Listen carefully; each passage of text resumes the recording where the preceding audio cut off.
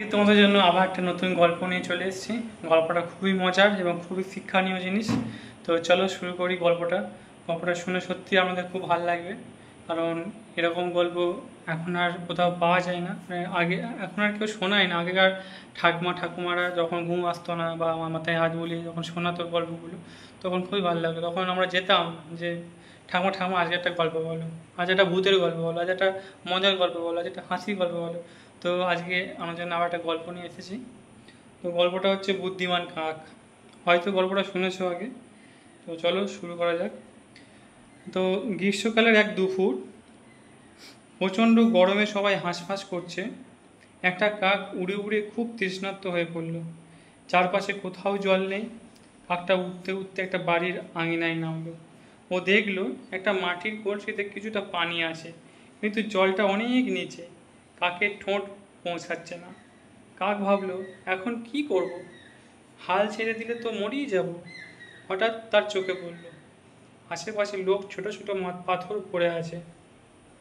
সঙ্গে সঙ্গে সে একটা বুদ্ধি খাটালো। মানে এমনি বলা যায় যে কাকের সত্যি বুদ্ধি আছে। এই গল্পটা ছোটোবেলায় মানে বইয়েতে পড়েছিলাম, যখন প্রাইমারি স্কুলে পড়ি।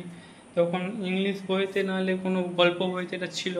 মানে ঠিক মনে পড়ছে না, একটা গল্প ছিল ঠিক একটা। তো গল্পটা পড়া যাক। তো সে হঠাৎ তার চোখে পড়লো আশেপাশে অনেক ছোট ছোট পাথর পড়ে আছে। সঙ্গে সঙ্গে সে একটা বুদ্ধি খাটালো। সে একটা একটা করে পাথর কী করলো, ঠোঁটো করে এনে কলসিতে ফেলতে লাগলো। একটা দুইটা তিনটা যতই পাথর পড়তে লাগলো, ততই জল ওপরে উঠতে লাগলো। শেষ পর্যন্ত সে যখন পাথর ফেলে পুরো কলসিটাকে মানে ভরিয়ে দিয়েছে, তখন কী করবে, সে তলানির জলটা তো ওপরে আসতে তার বাধ্য হবে। তো কী হয়েছে, তলানির জলটা ওপরে চলে এসছে। তো শেষ পর্যন্ত জল এত উপরে উঠলো যে কাক আরামে ঠোঁট ঢুকিয়ে জল খেলো, আর সে কাক কী হলো, প্রাণে বাঁচলো। তো এখান থেকে আমরা কি শিখতে পারি?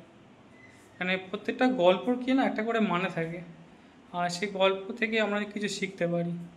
মানে তখনকার দিনে এইভাবেই আমাদের গল্প শোনাতো ঠাকুমারা। তো এখান থেকে শেখা যায় যে বিপদে পড়লে কখনো যেন হাল ছেড়ো না। যদি বুদ্ধি খাটানো যায়, তাহলে যে কোনো সমস্যার সমাধান করা সম্ভব। তো যদি ভিডিওটা ভালো লাগে এবং এরকম গল্প শুনতে যদি ভালো লাগে, অবশ্যই ভিডিওটাকে লাইক করবে, নোটিফিকেশনটাকে অন করে রেখে দেবে এবং কমেন্ট করবে পরের গল্পটা কি শুনতে চাও।